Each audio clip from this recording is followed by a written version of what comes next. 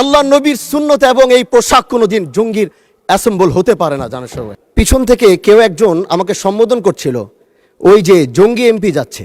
মাননীয় স্পিকার, আপনাকে ধন্যবাদ। আমি প্রথমবার দাঁড়িয়ে কথা বলছি, আসলে এভাবে কথা বলতে চাইনি, চেয়েছিলাম যখন আমার সময় আসবে আনুষ্ঠানিকতার ভাবে একটু সুন্দরভাবে কথা বলবো, কিন্তু দুঃখের সাথে বলতে হচ্ছে আমি গত 30শে মার্চ আপনার সহধর্মিনী, আল্লাহ তাকে জান্নাতের আলা মাকাম নাসিব করুন, আমি তার জন্য দোয়া করি। তিনার জানাজায় আমি এসেছিলাম এবং উপস্থিত হয়েছিলাম।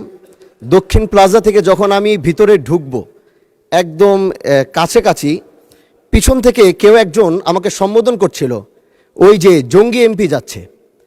তো এই বিষয়টা আসলে এইভাবে আসতো না। তো একটু পর থেকে সোশ্যাল মিডিয়াতে দেখলাম যে এই বিষয়ে খুব লেখালেখি এবং এই ভিডিওটা নিয়ে খুব আলোচনা চলছে, যেটি জাতীয় সংসদের একজন রানিং এমপিকে সংসদের কাছে যখন জঙ্গি বলে সম্বোধন করা হয়, আর এটার জন্যে এই সংসদের মান ক্ষুণ্ণ হয়েছে আমি মনে করছি।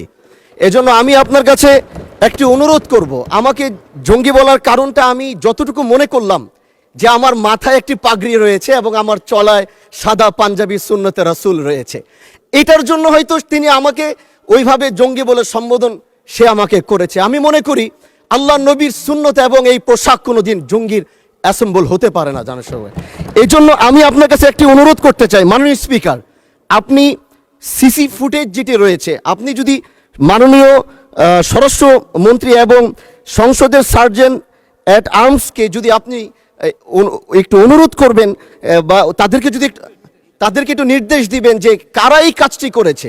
অবশ্যই এই কাজটি এই জন্য করেছে যেন এখানে আমাদের বিরোধী দল যারা রয়েছেন এখানে তাদেরকেও হয়তো তাদের সম্মান ক্ষুণ্ণ করার জন্য হতে পারে, ওখানে প্রশাসন দাঁড়িয়েছিল, প্রশাসনের সম্মানও ক্ষুণ্ণ করার জন্য হতে পারে।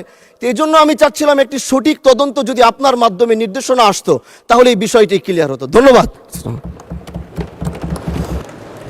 মাননীয় সদস্য, বিষয়টি অবশ্যই অত্যন্ত দুঃখজনক। আমি আপনাকে অনুরোধ জানাবো, বিশেষ অধিকার প্রশ্নে আপনি এ ব্যাপারে একটি নোটিশ দেন, বিষয়টি আমরা বিবেচনা করব। বিশেষ ধন্যবাদ।